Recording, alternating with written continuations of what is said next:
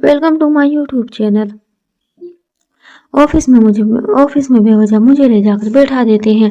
घर आओ तो कहोगे सामने मेरे इंसल्ट करते हैं। क्यों कर रहे हैं ये सब? बस इसलिए कि मैं आपको छोड़कर चली गई। धावनी की बात सुन और उसे एक नजर देगी। सानी उसे इग्नोर कर हमने करवट बदलनी चाही पर धावनी ने उसे पकड़ते हुए कहा, मुझे मेरे सवालों के जवाब चाहिए। क्यों तंग कर रहे हैं आप? आसान धावनी को देखने की बजाय उसके हाथों को जो उसके बाजू पर था उन्हें देखने लगा तो धावनी भी उसकी नजरों को भाप कर अपने हाथों को पीछे खींचते हुए कहा, सॉरी भूल गई थी कि आपको मेरा छूना भी पसंद नहीं। नहीं आप मुझे छूना चाहते हैं। धनु ने इतना किया कि ईशान से दूर होने लगी थी कि तभी ईशान ने उसे अपने ऊपर खींच लिया और उसे अपने सीने से लगाए हुए कहा, सच तो है कि अब तुम्हारे अलावा मुझे किसी और का छूना गवारा नहीं। सो जाओ, कल सुबह की हमारी फ्लाइट है, हम हरियाणा जा रहे हैं। धनु ईशान की बात सुनकर कंफ्यूज हो गई कि उसने उससे क्या कहा। ये उसे समझ नहीं आया था, इसलिए धोनी ने अपना सिर उठाकर उसे देखने की कोशिश की, मगर ईशान ने उसका सिर एक बार फिर अपने सीने से लगा उसके बालों को सहलाते हुए कहा, तुम्हारी सारी शिकायतें मैं वही सुनूंगा।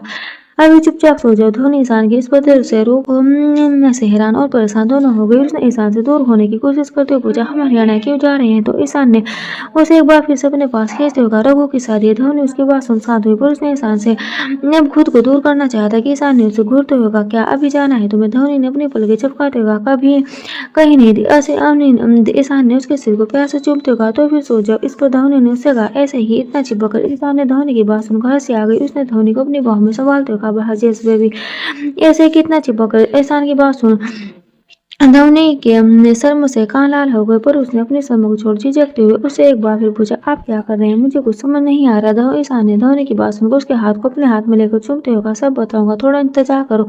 हाँ किसने कहा कि मैं तुमसे नफरत करता हूँ? उस दिन आया था मुझे तुम पर गुस्सा, उसकी वजह तुम्हारी बेवकूफी थी। धवनी ईशान की बात सुन उसे देखने लगी तो ईशान ने अपना सिर हिलाते हुए कहा, मैसेज खुराना आपकी बेवकूफी पर गुस्सा आया था। मुझे जो गलती मैं करके बैठा था वही आप जो करने जा रही थी और उस बेवकूफी की वजह से एक बार फिर हम वापस से दूर हो जाते। धवनी की आंखों में नमी बनाई और उसने अपना चेहरा ईशान के चेहरे में छुआ। धीरे से पूछा, तो आप गुस्सा नहीं है मुझसे? ईशान ने धवनी का चेहरा थामकर प्यार से उसके सिर को चूमते हुए कहा, नहीं, और हो भी जाओ तो तुमसे दूर तो कभी हो नहीं रह सकता। और हाँ, गुस्से में कुछ ज्यादा बोल गया ने कि कभी हाथ नहीं लगाऊंगा तुम्हें। क्योंकि तुम बस मेरे प्यार को हमारी बढ़ तक ही सीमित समझती हो, जबकि ये सच नहीं है। प्यार क्या होता है, क्यों होता है?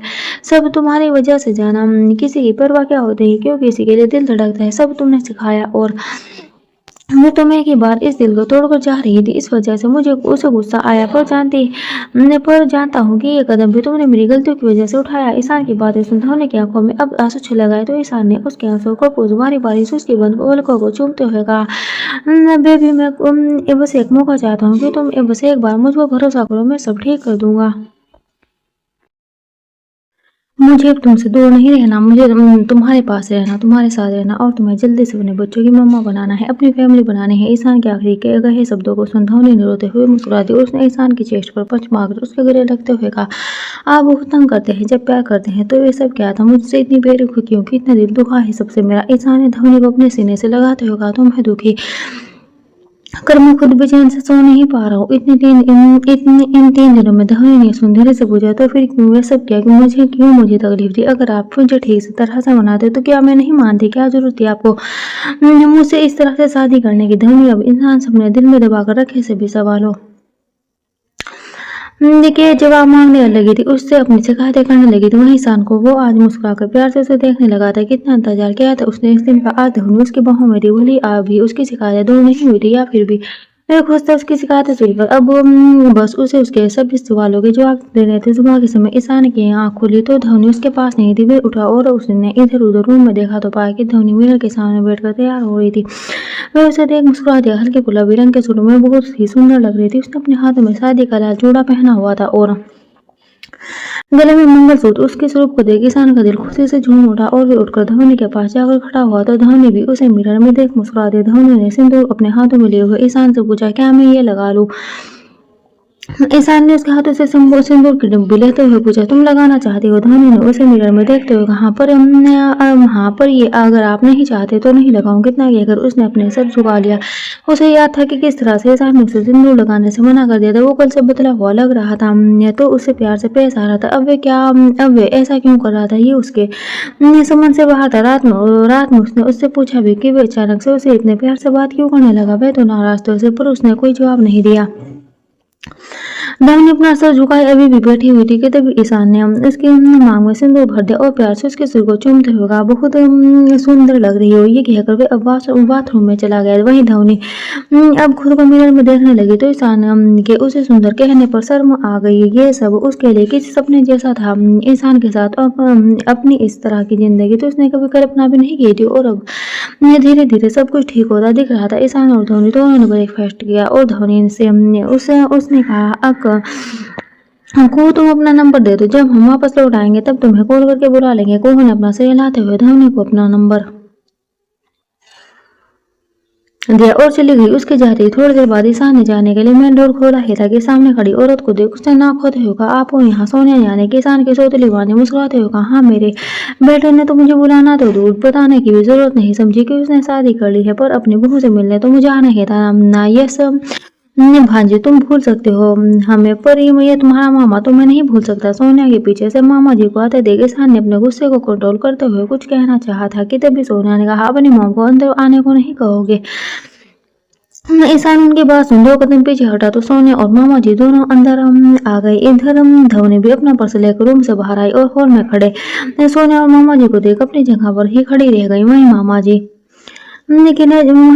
की नजर धवनी पर पड़ी तो वो मुस्कुरा दी और उन्होंने ईशान पर तंज कसते हुए कहा, लगता है तुम्हें हमारे खानदान की इज्जत की जरा भी परवाह नहीं। सोनिया ने इस पर बनावटी अंदाज में कहा, क्यों बड़े भाई आप मेरे बेटे से ऐसा क्यों कह रहे हैं? तो मामा जी ने धवनी के पास जाते हुए कहा, लिटिल सिस्टर, ये लड़की एक मामूली रिसेप्शनिस्ट है हमारी ईशानी के मेकअप स्टूडियो में। अब तुम ही सोचो माय डियर जीजू को जब ये पता चलेगी कि उनके इकलौते बेटे की शादी एक रिसेप्शनिस्ट से हुई है, कैसा लगेगा उनको? सोनिया ने सुनकर हैरान होते हुए कहा, ये क्या कह रहे हैं आप भाई? आप इधर ईशान उन भाई बहन की एक्टिंग देखकर उन दोनों के पास आया और उसने मामा जी से कहा, आप लोगों को मिलना मिलाना हो गया है तो मेरी वाइफ से, तो क्या मैं अपनी वाइफ को लेकर जा सकता हूँ? वो क्या है ना, हमें कहीं जाना है।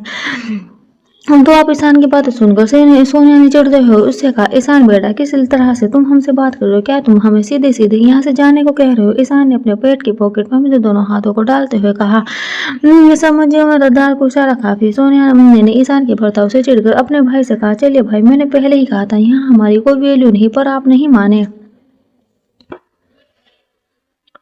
इधर सोनिया की बात सुनकर बस मुस्कुराता रहा और वे दोनों अब चुपचाप वहां से निकल गए। सोनिया ने नीचे पार्किंग में आकर अपनी कार में बैठते हुए अपने भाई से कहा, मुझे उन दोनों को देख के ऐसा कुछ भी नहीं लगा कि दोनों बन ही नहीं है, बल्कि उस लड़की को देख के तो ऐसा लग रहा था जैसे दोनों बहुत ही खुश है। मामा जी ने सोनिया की बात सुनकर कहा, हम इसका मतलब है उसको हमें गलत इन्फॉर्मेशन दी और ईशानी वे भी तो कह रही थी कि दोनों ने शादी अपनी आपसी रंजिश में की है। सोनिया ने हाँ में सिर हिलाते हुए कहा, दो जवान दिलों के बीच रंजिश कब प्यार में बदल जाए कोई भरोसा नहीं, देखा नहीं आपने, दोनों ही खुश है।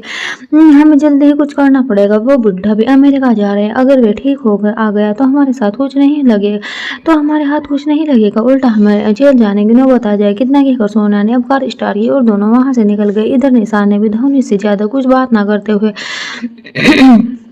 उसे अपने साथ लेकर एयरपोर्ट के लिए निकल गया था। एयरपोर्ट पर आते ही आर्यन ने उन दोनों को मिल गया। वे बिल के साथ लोगों की शादी में शामिल होने जा रहा था। धवनी और निशान फ्लाइट में अपनी सीट पर बैठे हुए थे कि धवनी ने निशान का हाथ पकड़ते हुए कहा, मैं प्लेन में पहले कभी नहीं बैठी हूँ, मुझे घबराहट हो रही है। धवनी की बात सुनकर ईशान ने उसके हाथ को कसकर पकड़ते हुए कहा, घबराओ मत, मैं हूं ना तुम्हारे पास। इतना कहकर ईशान ने एक नजर अपने आगे बैठे आर्यन को देखा और फिर धवनी की से बात करने लगा। वहीं दूसरी तरफ सिया 8वीं और बबीता दीदी गाँव वापस आ गई थी। सिया के घर में शादी की तैयारियां शुरू हो गई थी। कल से शादी के फंक्शन शुरू होने वाले थे। सिया अपने मामा जी की लड़की और छबीली के साथ बैठे हुए बातें कर रही थी कि तभी बता दीदी ने उसके घर आई और उन्होंने सिया से कहा, आज सिया शादी के लिए जोड़े के लिए अपना नाप दे दे। उनकी बात सुनकर सिया के पेट में खलबली मच गई। ना जाने ये कैसा एहसास था जो वे आजकल महसूस कर रही थी। कोई उससे रोक या उसकी शादी को लेकर बात करता तो पटर पटर बोलने वाली सिया की बोलती बंद हो जाया करती और शर्मा का लाल हो जाती। सिया ने बबीता दीदी से कहा,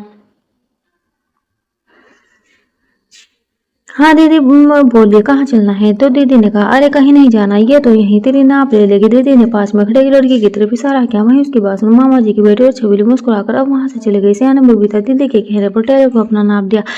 वो चली गई तो वे अपने कमरे में चली आई। अपने कमरे को देखो उससे ना जाने क्यों रोना आ गया। ये सोच कर कि वो यहाँ से चली जाएगी, सब बदल जाएगा, ना वे पहले की तरह अपनी टोली के साथ उधम मचा पाएगी और ना ही खेलना कूदना कुछ नहीं, क्योंकि अब उसकी शादी हो जाएगी और शादी के बाद हर लड़की को एक मर्यादा में रहकर अपने काम करने होते हैं। जो सुख, आजादी और प्यार और अपनापन एक लड़की को अपने मायके में मिलता है, उस सुख की तुलना किसी और सुख से नहीं की जा सकती। वहीं गुरु के घर में भी तैयारियां जोरों से चल रही थी। गुरु खुद हर एक काम को अपनी देखरेख में करवा रहा था। उन तीनों यारों में सिर्फ गुरु ही था जिसकी शादी धूमधाम से होने जा रही थी। डिनर का खाना खाने के बाद गुरु अन्वी के पास आया तो रूम में बेड पर लेटी हुई थी। गुरु ने अन्वी के पास जाते हुए उससे पूछा, तुमने टाइम पर अपनी मेडिसिन तो खा ली थी ना? अन्वी ने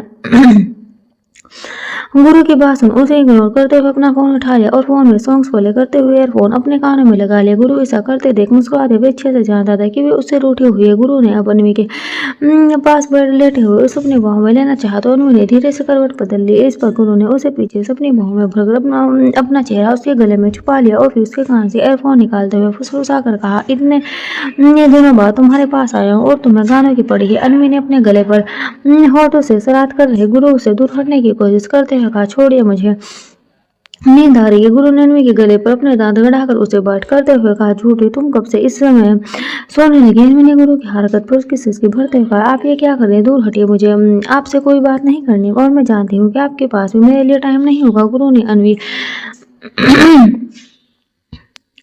कि चिढ़ने पर जोर चढ़ाते हुए कहा, अच्छा मैं फिर कौन सा तुमसे बात करना आया हूँ? मैं अपने बच्चे से बात करना आया हूँ। अन्वी ने गुरु की बात सुनकर कहा, अब कुछ कहने की बजाय अपनी आंखें बंद कर ली। वहीं गुरु वो उसे देख हंसते हुए एक बार फिर पीछे से उसके गले लग गया और उसने अन्वी के पेट को छूकर धीरे से कहा, मैं तो अपनी छोटी अन्वी से मिलना आया हूँ, अब बोलो इसमें भी तुम्हें परेशानी है? अन्वी ने गुरु की बात सुन चिढ़ते हुए कहा, हाँ तो मिलिए, पर मुझसे क्यों इतना चिपक रहे? गुरु ने अन्वी के गाल पर किस करते हुए कहा, हाँ तो मिल तो रहा हूँ, पर क्या करूँ बे, मेरी गुड़िया तुम्हारे पास है तो मुझे तुम्हारे पास तो आना ही होगा। इतने क्या गुरु ने खिसकते हुए अन्वी के पेट को चूमते हुए कहा, देख रहे हो मेरे बच्चे, ये तुम्हारी मम्मा मुझे तुम्हारे पास में नहीं आने देना चाहती।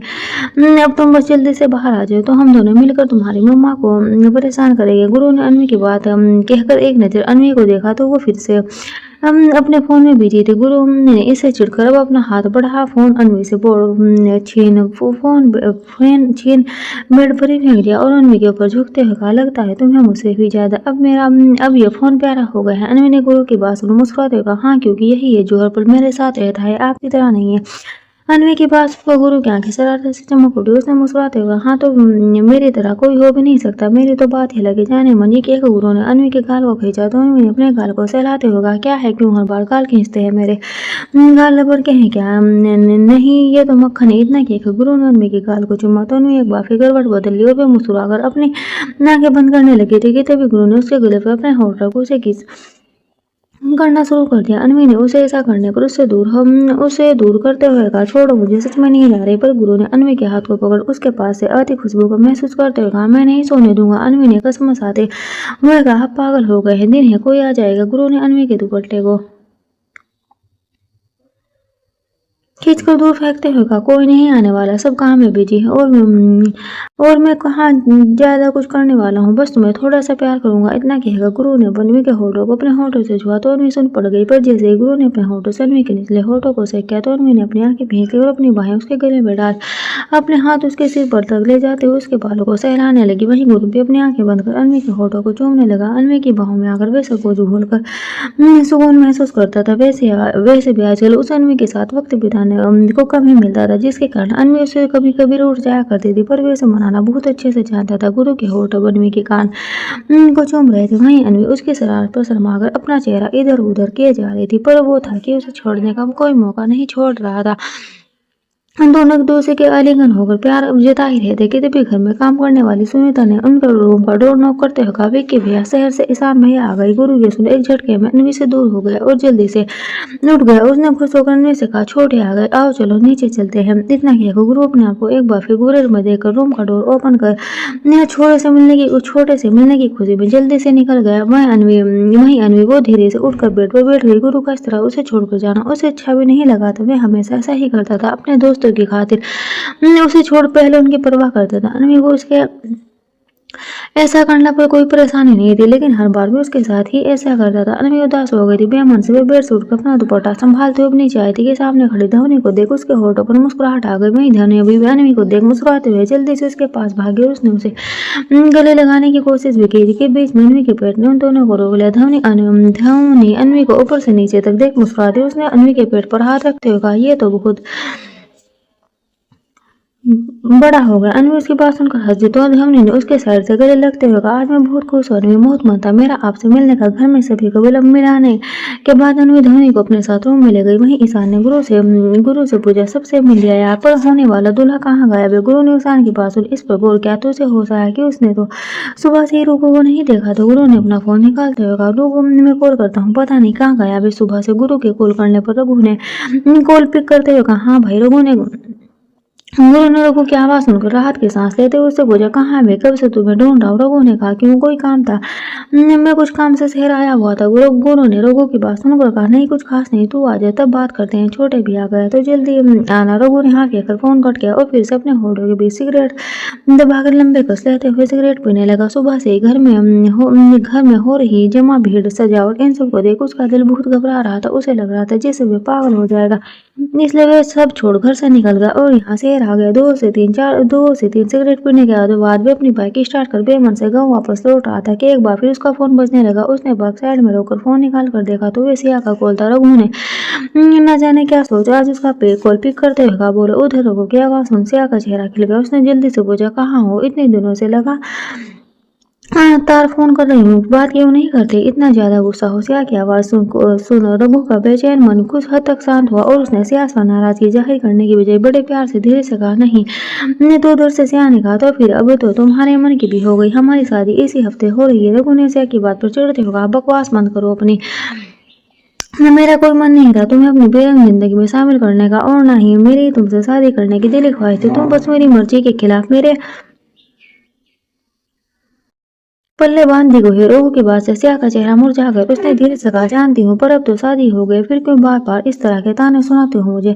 मैंने तो तुमसे नहीं कहा था मुझसे शादी करने को, तुमने अपनी मर्जी से शादी की। सिया की आवाज में आई बदलाव को महसूस कर रघु को एहसास हुआ कि वह न जाने अपने गुस्से में सिया से क्या कह गया। रघु ने अपनी नाकें भींच ली और फिर एक गहरी सांस ले सिया से कहा, मुझे तुमसे मिलना है। सिया ने रघु की बात सुन अपनी आंखों में आई नमी को साफ करते हुए कहा, नहीं, मुझे नहीं मिलना। तुम ना जाने क्या चाहते हो, कभी तो मुझे प्यार से बात करते हो, कभी हमने तो। रघु ने कहा, अगर नहीं मिली तो मैं तुम्हारे घर आ जाऊंगा, मुझे कोई बिल्कुल भी दिक्कत नहीं है। सिया ने झट से मना करते हुए कहा, नहीं, कैसी बातें कर रहे हो?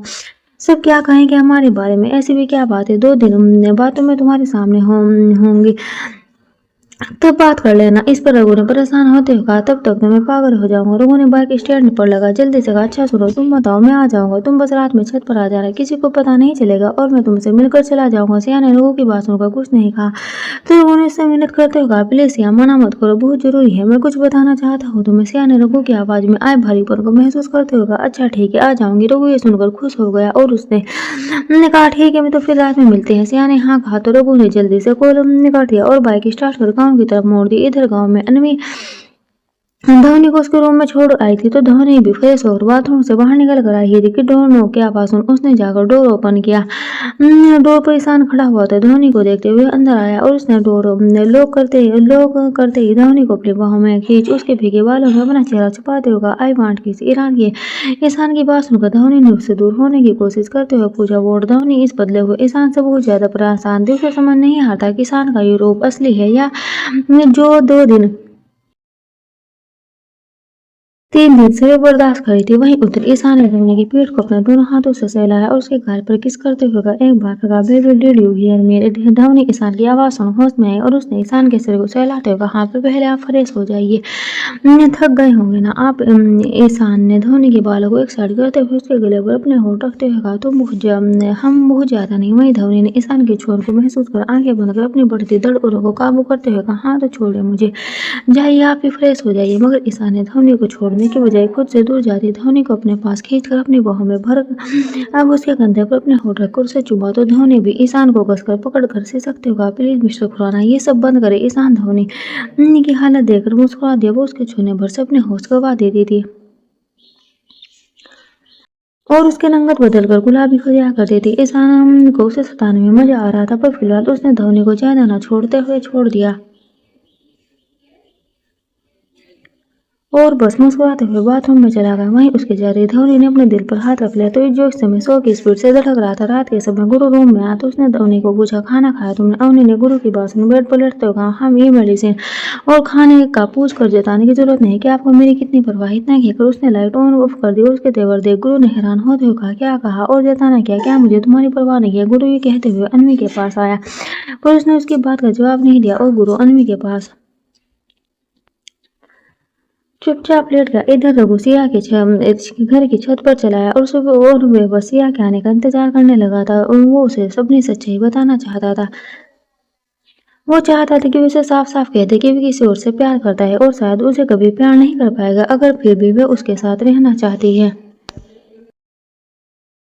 तो उसे इस शादी से कोई परेशानी नहीं है। रघु अपनी सोच में गुम खड़ा हुआ था कि तभी सिया सीढ़ी छोड़ ऊपर आई। उसने रघु से दूर खड़े हुए पूछा, बोलो क्या बात करनी थी? रघु ने सिया क्या बात सुनकर उसे देखा तो वे उसे एक दूरी तय करके खड़ी हुई थी। रघु ने उसके पास जाते हुए उससे कहना चाहता कि सिया 2 कदम फिर पीछे फंस गई। उसकी हरकत देख रघु ने अपने आगे छोटी करते हुए पूछा, ये क्या था? दूर क्यों भाग रही हो? तो सिया ने हड़बड़ाते हुए कहा, नहीं तो बोलो तुम क्या बात करने आए हो? रघु का सिया का उससे इस तरह दूर होकर बात करना अजीब लगा, इसलिए उसने फिर से उसके पास जा सिया का हाथ पकड़ना चाहा कि सिया ने अपना हाथ खींचते हुए कहा, जो बात करनी है दूर रहकर करो, बार बार पास आने की कोशिश क्यों कर रहे हो? रघु भी सिया की बात सुन चिढ़ गया और उसने गुस्से में सिया को पकड़कर अपने पास खींचते हुए कहा, क्या है ये सब? ऐसे दूर भाग रही हो जैसे मैंने तुम्हें कभी छुआ नहीं। सिया ने रघु की बात पकड़ में झटपटाते हुए कहा, छोड़ो मैं इस बार तुम्हें किस नहीं करने दूंगी। सिया की बात सुन लोगों ने हैरान होते हुए पूछा, क्या? तो सिया ने अपना सिर हिलाते हुए कहा, हाँ मैं इतनी बेवकूफ नहीं हूँ, मुझे पता है तुम यहाँ क्यों आए हो, पर मैं तुम्हें कुछ नहीं करने दूंगी। सिया की बातों से हैरान लोगों ने उसे छेड़ते हुए कहा, क्या बक रही हो? क्या खा ली? पुलाव बना रही हूँ मैं क्या यहाँ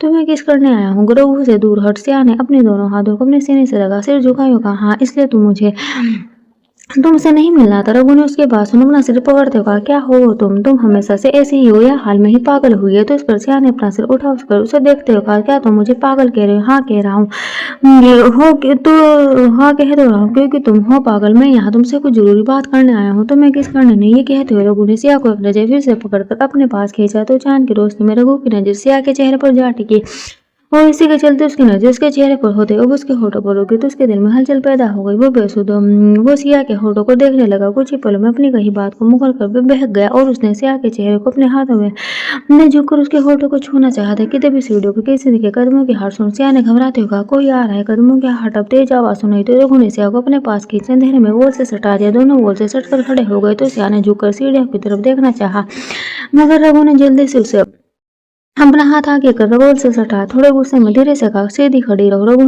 रघु के छूने से सिया के शरीर में तेज ससराहट दौड़ गई। उसका हाथ इस समय सिया के सीने पर था जिसकी वजह से वे अपनी जगह पर ही जड़ हो गई। उसने अपने ऊपर नीचे होते सीने पर रघु के हाथ को देख रघु को ही अंधेरे में एक नजर देखा तो वे थोड़ा सा अपना सिर झुकाकर सीढ़ियों की तरफ देखने की कोशिश कर रहा था। उसे देख सिया की धड़कनें बढ़ने लगी। वो घबरा गई और उसने अपनी सांसें रोक जल्दी से रघु का हाथ अपने सीने से झटक दिया तो रघु ने उसे देख फुसफुसाते पूछा, क्या हुआ? सिया ने जल्दी से अपना सर ना में हिला दिया। मैं सब सो गई, अब जल्दी आ जाओ। सिया ने पीछे के माँ कमरे में सो रही है। रघु सिया को देखने लगा था कि भी दोनों के कानों में किसी औरत की आवाज सुनाई दी। सिया आवाज सुन झट से पहचाना गई पर वो कुछ कहती उससे पहले रघु ने उसके मुंह पर हाथ रख उसका मुंह बंद कर दिया। वहीं अब और उसको औरत की आवाज एक बार फिर उन दोनों को सुनाई दी। उस औरत ने फोन पर बात करते हुए कहा, बहुत तेज छोरी, उसे लेकर यहाँ से दूर चले जाना वरना पकड़े जाओगे और जो आप पकड़े गए तुम्हारा सच भी सामने आ जाएगा। सिया ने उस औरत की बातें सुन रघु का हाथ हटा हम जल्दी से इंद्र से निकल चांद की रोशनी में खड़े होते होगा। कौन सा सच सामने आ जाएगा? भाभी। सिया की आवाज सुन सिया भाभी के होश उड़े। वे घबराकर पीछे मुड़े थे कि देवी रघु ने हरकत में आया। जल्दी से उनके हाथ में पहुंचे न अपने कान पर लगाया तो उधर से किसी ने कहा, ज्यादा डरने की जरूरत ना से वो छोरी हमारे चुंगल से कभी आजाद न हो पाएगी। रघु को फोन पर आदमी की आवाज कुछ जाने पहचाने से लगी थी। रघु अभी चुप ही था कि तभी एक बार फिर आदमी बोला, हमारी मदद करने वास्ते थारा शुक्रिया भाभी। हमारे ससुर उस छोरी से हमारी बेइज्जती कैसे बढ़िया बदलाना होगा अपनी खूबसूरती का घना घमंड सहना। छोरी ने अपने बिस्तर पर लाकर उसका घमंड चूर न किया तो तुम्हारा नाम भी नीलेश ना और कल धुना गायब होगी तो मैं हमारे ससुर की पूरी गाँव में इज्जत उछलेगी। तब हमारे कलेजों को ठंडा पड़ेगी। घर का दरवाजा खुला रख, मैं आऊँ उसे लेने। नीलेश की बात सुन रघु ने कॉल कर अब शीला भाभी को गुस्से से घुरा तो वे घबरा कर माथे पर पसीना छिला गया और डर के कारण उसने अपना सर जल्दी से हिलाते हुए कहा, कोई गलती ना से, ये जीजा ने हमारे को फोन किया था, इसमें हमारी गलती ना से। रघु ने सिया भाभी का फोन फोन फोन फेंक गुस्से में उन पर हाथ उठाते हुआ, कितनी गिरी हुई औरत हो, अपने घर की बेटी को मैं कुछ कहता उससे पहले सिरा भाभी रघु के पैरों में गिर गई। मैं रघु का हाथ हवा में ही रुक गया। सिरा भाभी ने रोते हुए रघु से कहा, ना ना बाजी, मैं निर्दोष हूं, मन ने छोड़ दो। रघु ने सिरा भाभी को दूर झटक गुस्से में कहा, सोचना भी मत कि मैं आपको छोड़ूंगा। आपकी हिम्मत कैसे हुई मेरे बीवी के खिलाफ साजिश करने की। सिया जो अब तक हैरान अपनी भाभी को घूर रही थी, रघु की बात सुन मैं उसे देखने लगी थी कि तभी रघु ने उसका हाथ पकड़ते हुए सिला भाभी से कहा, भाभी माँ समान हो दिया, पर आप तो भाभी नहीं बन सकी, माँ क्या बनेगी, आपकी खुद की भी बेटी है, फिर भी आपका दिल नहीं कांपा। ये सब करने से पहले इधर से आपको कुछ समझ नहीं आता कि रघु शीला भाभी पर इतना बड़ा क्यों रहा है। और तो और शीला भाभी इतनी रात गई यहाँ छत पर किससे बातें कर रही थी। सिया ने रघु को देखते हुए पूछा, क्या हुआ, की बात हो गई। सिया की आवाज सुन गुस्से में शीला भाभी को देख रहे रघु का ध्यान सिया पर गया तो उसके मासूम चेहरे को देख उसे नीलेश की कही बात याद आ गई और उसने जल्दी से सिया को सिर से पकड़ अपने पास खींचा। शीला भाभी के सामने ही अपनी बाहों में बड़े रघु ने सिया को अपने ही में ही समेट कर उससे कहा, कुछ नहीं, अब मैं तुम्हारे यहाँ एक पल भी रहने नहीं दूंगा। रघु सिया को अपनी बाहों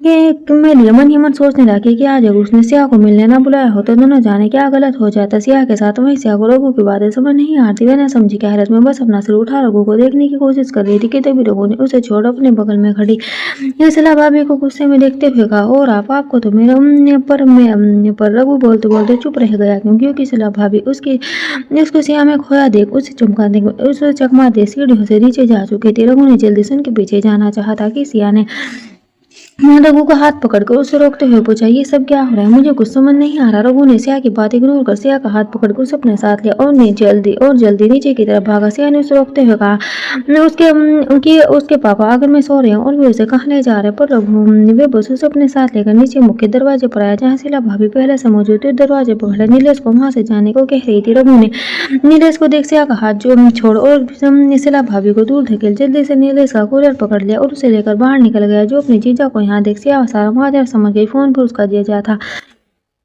और वह समझ में गई कि उसकी भाभी ने नीलेश से कहा कि वे पीछे वाले रूम में है। सिया ने गुस्से से अपनी भाभी को देखते हुए कहा, मैं जानती थी कि आप कभी नहीं सुधरोगी। शीला भाभी ने डरते हुए सिया से कहा, ना सिया, इसमें हमारी गलती ना थी, ये सब जीजा का क्या धैर्य है। सिया ने नफरत से उन्हें देखा और जल्दी से बाहर निकली तो देखा रघु नीलेश को पकड़कर उसे पीट रहा था, बेरहमी से उसे मार रहा था। रघु ने उसके सामने ही नीलेश के नेक पैरों के बीच में अपनी लाश से वार कर उसे नीचे पटक दिया। तो घर में सभी मेहमान आए हुए थे, उसके पापा भी आंगन में ही सो रहे थे, इसलिए सिया ने शोर शराबा अंदर न आए तो घर के दरवाजे को बंद कर दिया। इधर रघु ने नीलेश के पेट में एक जोरदार मुक्का मारते हुए, तेरी हिम्मत कैसे हुई मेरी बीवी और अपनी बुरी नजर डालने की। नीलेश ने उठकर अपना बचाव करने के लिए अपने हाथ चलाने चाहे मगर रघु ने घूमकर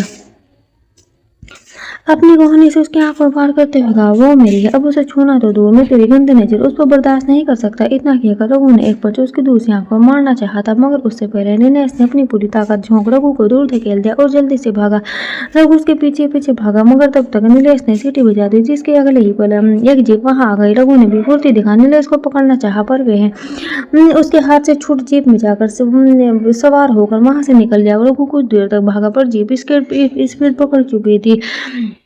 इधर सिया बाहर खड़ी रघु के लिए परेशान हो रही थी कि तभी रघु उसके पास वापस आया और उसने एक बार फिर सिया को अपने सीने से लगा लिया। सिया ने इस बार भी अपने हाथों को उसकी पीठ पर ले जाकर उसके गले लगते हुए कहा, ये जीजा जी यहाँ पर। तो रघु ने उसके सिर को प्यार से सहलाते हुए कहा, कुछ नहीं, वह बस तुम्हारी भाभी की करामात है। सिया ने उसकी बात सुन घबराते हुए कहा, ये फिर वापस आया तो रघु ने उसके सिर को प्यार से चूमते हुए, आने दो, मेरे होते हुए तो मैं छू भी नहीं सकता, आज आओ अंदर चलो। रघु की बात सुन सिया ने हाँ में लाते हुए उसके साथ अंदर आई थी कि दोनों को देख शीला भाभी जल्दी से अपने कमरे में भाग गई। उन्हें देख सिया की आंखों में नमी बनाई और उसने धीरे से कहा, अब तुम जाओ। रघु ने सिया का हाथ पकड़ उसे अपने साथ लिया और उसे लेकर चुपचाप आंगन से होते हुए वापस छत पर चला आया। सिया ने इस पर अब उसे पूछा, ये क्या कर रहे हो, तुम जाओ। अब रघु ने सिया को मना करते हुए कहा, नहीं, मैं तुम्हें छोड़कर कहीं नहीं जाऊंगी। तो इस पर सिया ने रघु से कहा, तो क्या सारी रात यहीं रहने का इरादा है। रघु ने छत पर पहले से कुछ मेहमानों के लिए लगे बिस्तर पर सिया को बिठाते हुए कहा, हाँ, सुबह ही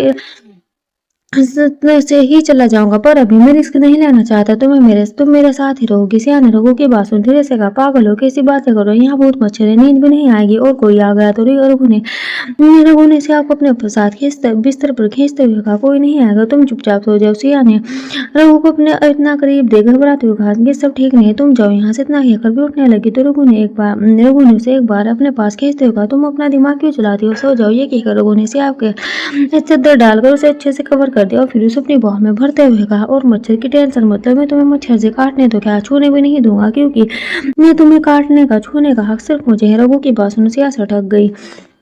सिया ठटक गई। उसे एक बार फिर छबीली की कई बातें याद आ गई तो वो रघु से दूर खिसकने लगी। तो रघु ने सिया की कमर को पकड़ते हुए कहा, क्या कर रही हो, इतनी उथल पुथल क्यों, सो जाओ। इस पर सिया ने उन दोनों के बीच अपने हाथों को कर रघु के सीने पर रखते हुए कहा, नहीं, अगर मैं सो गई तो तुम मुझे। रघु ने अपनी आंखों से खोलकर सिया से पूछा, क्या मुझे। सिया रघु की बात सुन छिप गई। उसका चेहरा शर्म से लाल पड़ने लगा था। सिया ने जब छबीली को बताया कि रघु ने उसके होठों को छू लिया तो छबीली ने उसे बताया कि ये तो होना ही था, क्योंकि वह उसका पति है, और अब तो बस शुरुआत है, आगे तो बहुत कुछ होना है। इतना कहकर छबीली ने विदा के बाद उसकी पहली रात को उसके साथ क्या होने वाला है वे सब सिया को बताया तो छबीली की बातें सुनकर डर गई।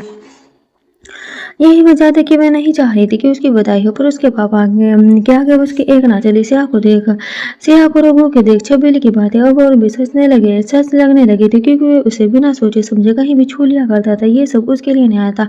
वो इस सब से थोड़ा घबरा जाया करती थी, और रघु वो इन सब बातों से बेफिक्र था। इधर सिया को चुप देख रघु ने उसे एक बार फिर पूछा, बोलो तुम कुछ कह रही थी ना। सिया उसकी आवाज सुन होश में आई तो उसने मना करते हुए कहा, कुछ ना।